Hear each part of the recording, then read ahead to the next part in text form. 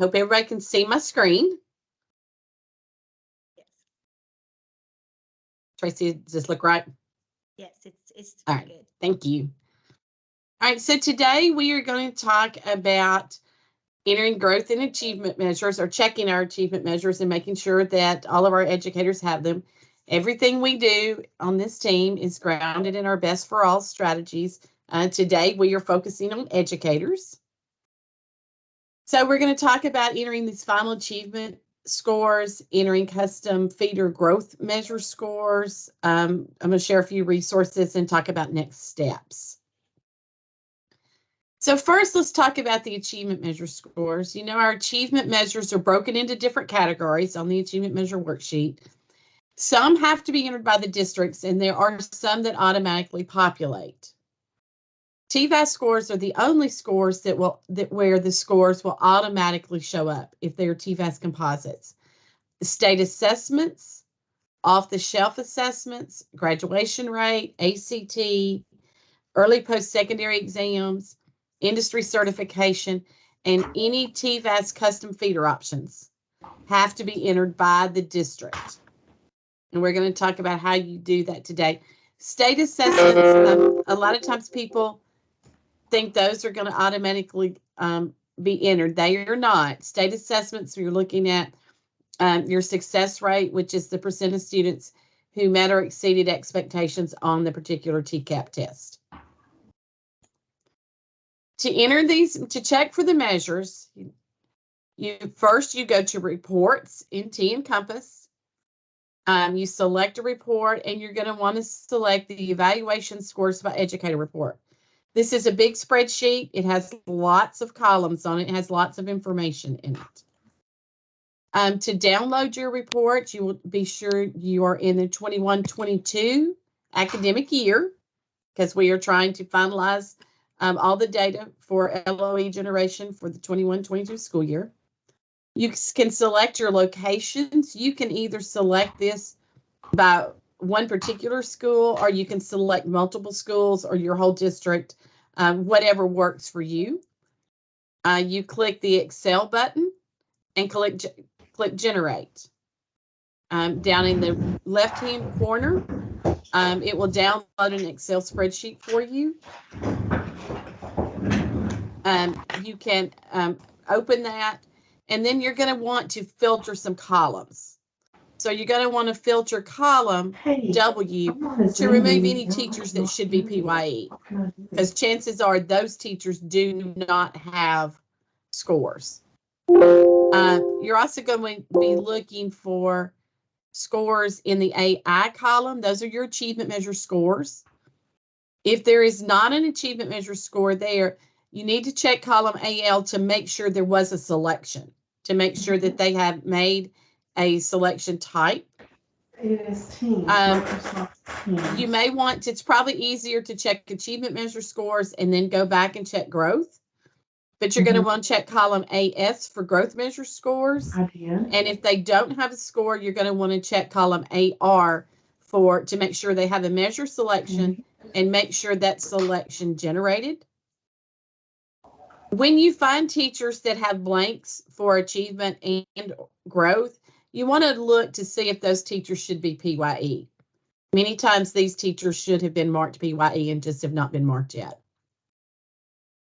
So there are two ways to enter achievement measure scores.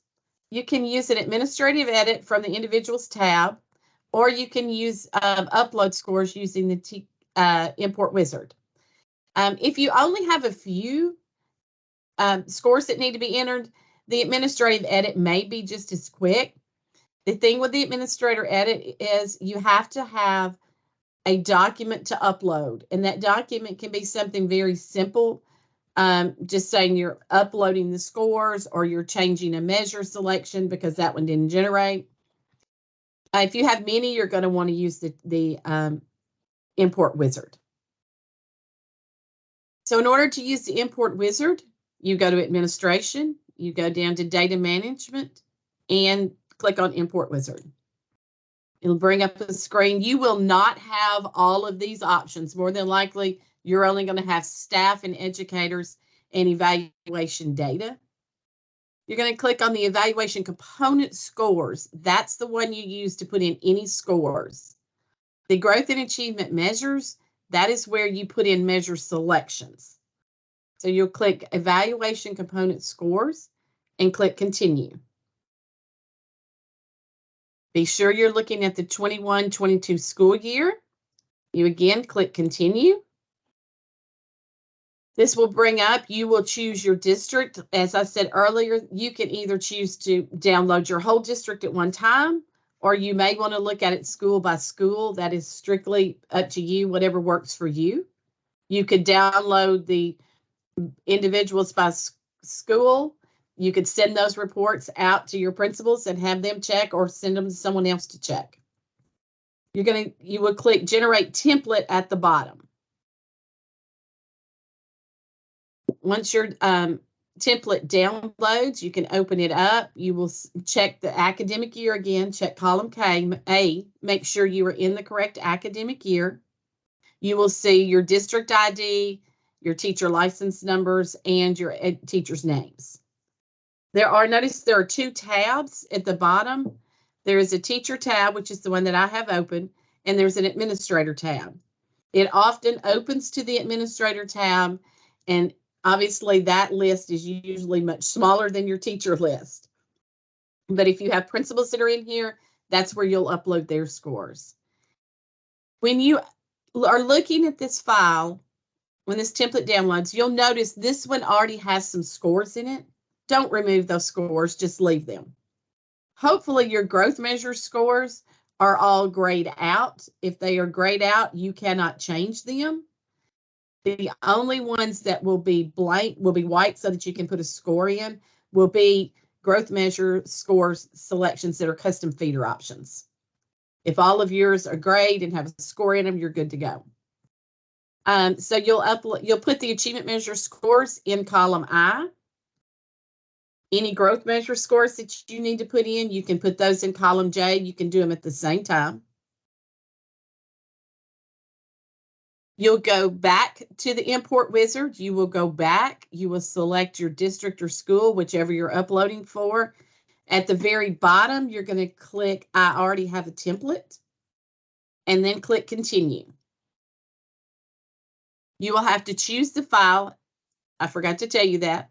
When you put your scores in, you're going to save that file. I suggest saving it on the desktop. You leave the same name.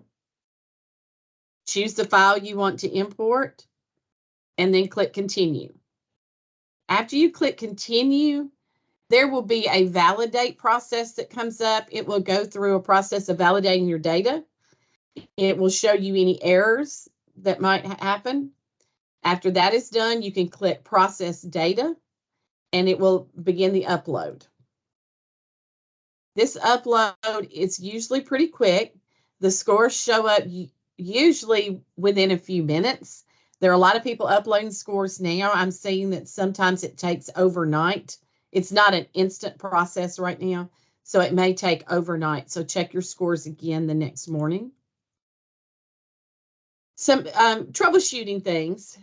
If you do not see a measure selection for an educator, you can do that using an administrative edit. If it's just a few, again, it's easier to do that on the educator's page.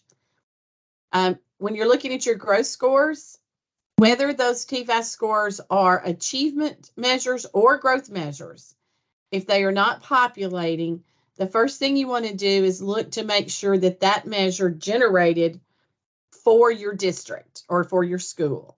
Your district receives files, Excel files in the accountability application that you can look to make sure each school generated the measure that was selected. If not, the measure selection needs to be changed. If the teacher is staffed in more than one school, make sure that that teacher's staffing a master school is selected. You need to set that. There'll be a button to click to set master school if it's not. There'll be a little asterisk that appears by the school that is the master school. If the master school has been set, again, you want to check and make sure that that school generated scores. Check to make sure that your selected measure is a school level measure. So if an educator is staffed as system-wide, they can use an LEA measure. But if an educator is staffed at one school, they have to use a school level measure. So sometimes when people are staffed in school-wide, they may work in multiple schools, then they use that LEA measure, not a school-wide measure. If it is a TVAS custom feeder option of any kind, it must be uploaded by the district. So you will have to use the import wizard to put that score in. Next steps for you are to check your TNCompass records for data completion and upload any missing data. I know you all are in these records a lot. You look at these reports a lot. Most of you have completed this, but I can tell you right now that we have 15,000 educators in the state who are missing some piece of data. Over 12,000 are missing achievement measure scores.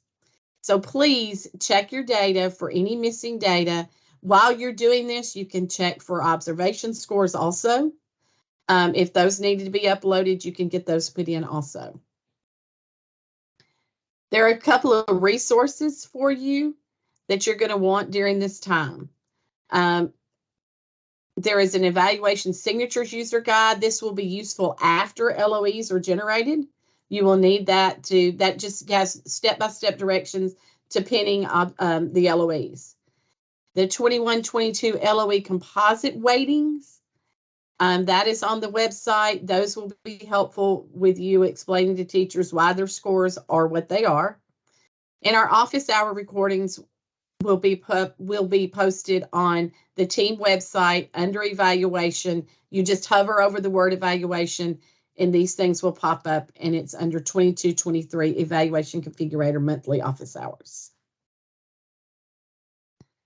We will not have any meetings in November and December. We know that you all are busy and there's a lot of time taken off from school during those, but you can always email team questions with any questions at any time.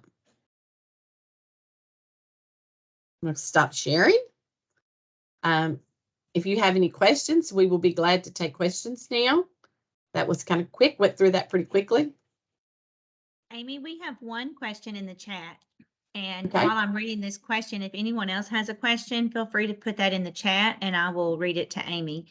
Amy, our first question is, did you say that principals have the capability to go in and do the import wizard and to enter growth and achievement measures?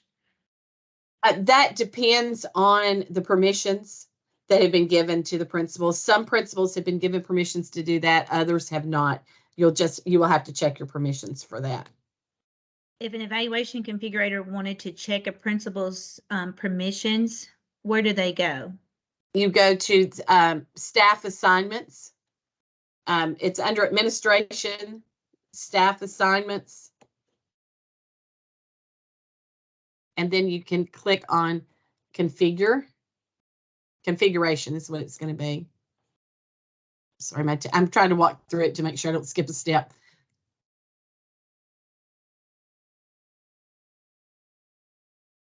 Yeah, you go to staff assignments and you go to that school, and then there's a column at the far right that says configure in a blue box, and you can go in there and click to configure rights for people. And to configure rights for people to do the upload, it's towards the bottom, and it says, can you tell us what they need to turn green in order for their principals to do that? I believe it's I think it's enable. I think it imports. says enable it, but if you would, Yeah, while you got that open.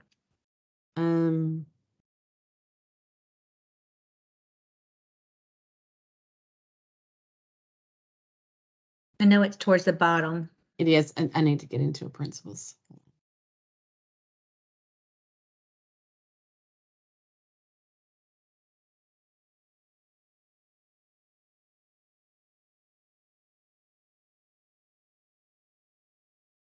It's evaluation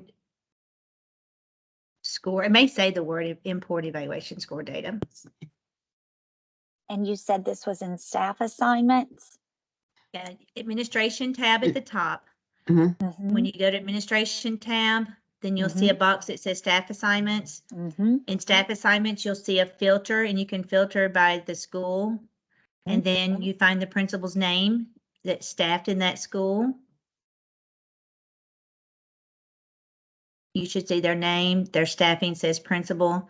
Then to the far right is a blue button that says configure. You want to click on that configure button. When I did that, it says permission groups. Oh, is that where I click the green? Yes, ma'am. And that gives, if it's red, that means they don't have permission. So you can do this for anybody in your district as the evaluation configurator. If you want them to have access to something, you make it green. If it's red, they can't do it. So tell me this, because I'm new as the evaluation configurator. I was a principal for 7 years. I had to go in and manually type in that, like every single teacher. So now I can give them access to do it on a spreadsheet and then upload it, and they don't have to do it individually. Yes, ma'am. I could have stayed a principal. Oh my God. There's also a workaround that right. you can download, as a configurator, you can download that spreadsheet for them, send it to them, have them put the scores in. You can check it and then upload it. Oh my goodness. Okay. Like this is the greatest meeting I've ever attended. Okay. Thank you It's the little so things much. in life that make us happy. Thank Amy, you so much. We have one more question about when do we anticipate Eloes to be generated? In the coming weeks. We do not have an exact date, but it is sooner rather than later at this point. So that's why we're really pushing to get all of this in. So we get all of this in the platform so that when Eloes generate, your teachers generate them. All you all have to do is pin the evaluations, and you're done with it, as opposed to having to make all of these changes when teachers start saying, hey, why didn't I get a score? Why didn't mine generate? So when Eloes generate, and there are teachers who do not have an LOE because they are still missing an achievement, growth, or maybe observation data. At that point, then it would have to go in one by one and do manual administrative edits. You will no longer have the easy import. So that's why it's critical that all of this data is correct ASAP before LOEs start generating. Amy, we have another question. October 17th was the deadline for entering growth and achievement measure selections for the 22-23 school year, correct? That was correct, yes. What is the deadline for completing the process? And I'm assuming this person is asking, this person, and Stephen, feel free to come off mute if I'm incorrect. The October 17th deadline was to enter your growth and achievement measure selections for the current year, 22-23. That deadline is still the same. The deadline for uploading growth and achievement for 21-22 has already passed. And that's why we are sharing this information, because we have so many who did not get their data uploaded for the 21-22. Does that answer your question? I'm confused by the documents I'm seeing have been stating that October 17th was the deadline for entering 21-22, not 22-23. The Yes. deadline for 22-23 achievement and growth scores was marked as December 2nd. Okay, So I'm thinking, make sure we're talking about the right years. That's right. Okay. So go ahead, Amy. Okay, so the December 2nd deadline is for selections and scales for 22-23, not scores. Right. So the October 17th deadline was for the prior year, which is 21-22. That was the deadline for scores. Right. And again, what is the new deadline for doing the scores for 21-22? As soon as possible. Okay, Yes, thanks. That deadline, here, what happened with that deadline is you have growth and achievement. There are growth achievement measure scores that you didn't have that day. You didn't have your graduation rate. My understanding is you still don't have a finalized ACT score. So if you have a lot of teachers that selected ACT for an achievement measure, you may still have to wait to put that score in if you don't have it. But I know graduation rate was finalized and released to districts, I think a couple of weeks ago. I don't remember the exact date, but it was after that October 17th date. So the date for the 17th was to get most of your off-the-shelf measures and those type of things that you already, those success rates that you already have scores for. The import wizard is still open. We have not closed to that because we've had to push these dates. Yes. Kip Memphis would like to add people to their evaluation configurator emails, and those are in the chat. You can add configurator information later, right, Amy? Yes, I can. They're in the chat. Yeah. I got them. You got them? Okay. Mm-hmm. There's a district that wants to know, do they enable LOE scores?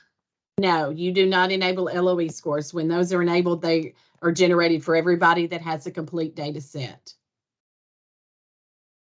And then someone is saying they don't see the principal's configure page. Chaney, if we did not answer that when we were talking to Kimberly,